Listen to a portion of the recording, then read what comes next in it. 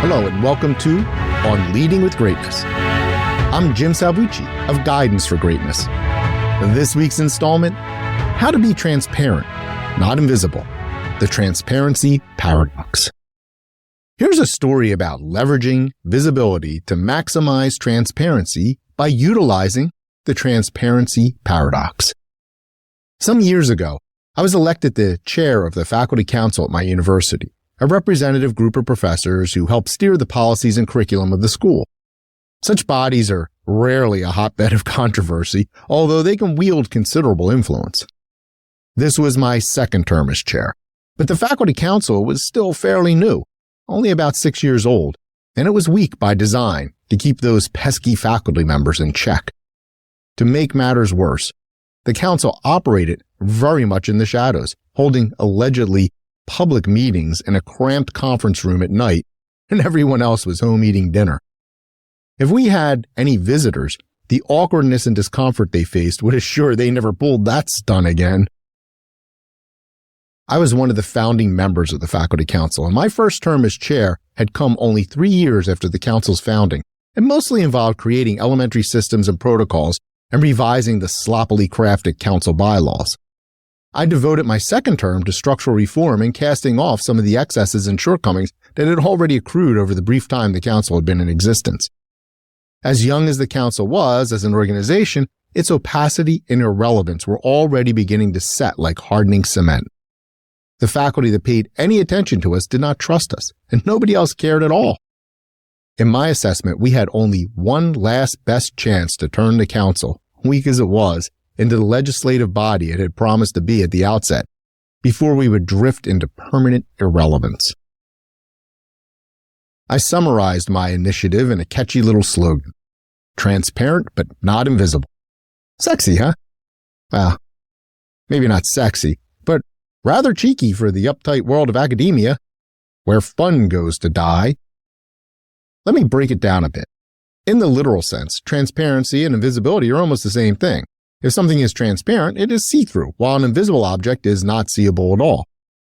Still, you can have transparent objects that are not invisible, but invisible objects are always technically transparent. A window is transparent, but under most circumstances, it is not invisible. You can see the glass. At night, though, it can become invisible with the right conditions. Air, on the other hand, is both perfectly invisible and transparent, except when those Canadian wildfires get going. With leadership, it is a somewhat different story. To be most effective, leaders must be both transparent and visible at all times, at least in the metaphorical sense. Transparency here has to do with openness and candor. Visibility has to do with being as conspicuous as possible to your constituents. What makes it interesting is that, unlike in the physical world, the more visible you are as a leader, the more transparent you become. And that, my friends, is the transparency paradox in a nutshell.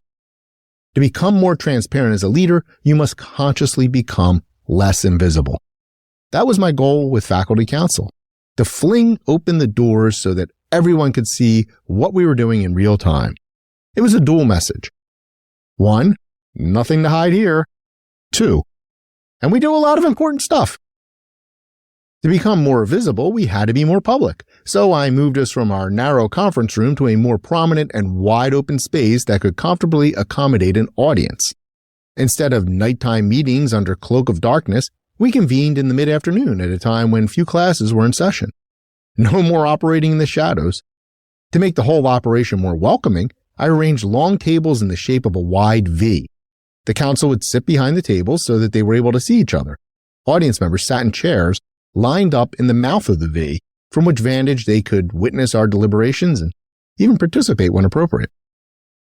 I was already pretty expert in Robert's Rules of Order and used them to maximize our openness and fairness.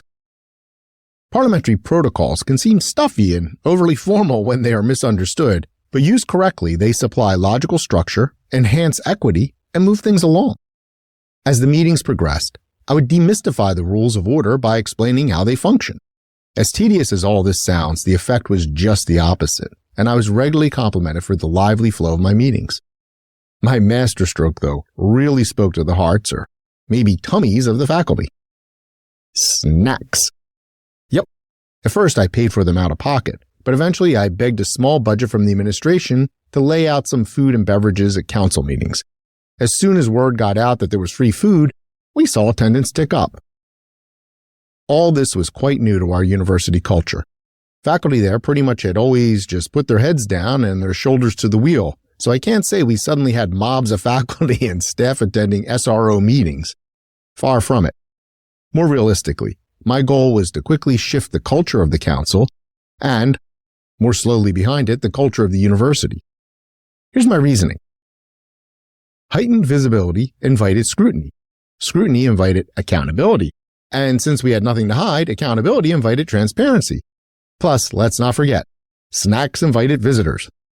To be clear, while my eye was focused on the present, I knew I was laying the groundwork for future faculty councils.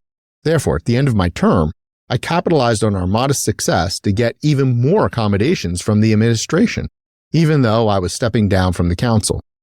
I convinced them to increase the food budget and commit to designating 1 hour each month solely to faculty council meetings. Nothing else would be scheduled then. In subsequent years, the monthly faculty council meeting became a destination lunch, attended by the faculty and an array of top administrators, including the president. We even had the occasional student there. In less than 2 years, we had transformed the council from a private club teetering on the edge of utter irrelevance into a full-fledged governing body that people wanted to know more about. Think about it. We accomplished this little turnaround by leveraging visibility to maximize transparency. The transparency paradox. Actively seeking visibility, operating in the open in full daylight in plain view, makes it impossible to be anything but transparent. It seems counterintuitive, finding transparency in visibility. But there it is. Leaders who are intentionally transparent invite scrutiny and the accountability it demands. Their visibility assures their openness and candor and engenders healthy trust. And if you can't fully trust a leader, what use are they? They might as well be invisible. How do you assure you are both visible and transparent as a leader? What are the advantages of leadership transparency? Great leaders must learn to leverage visibility to maximize transparency, and I can help. Unlock the great leader within. Download my free resource, the Transform to Greatness Toolkit, now at thegreatleadershiptoolkit.com. I look forward to hearing from you.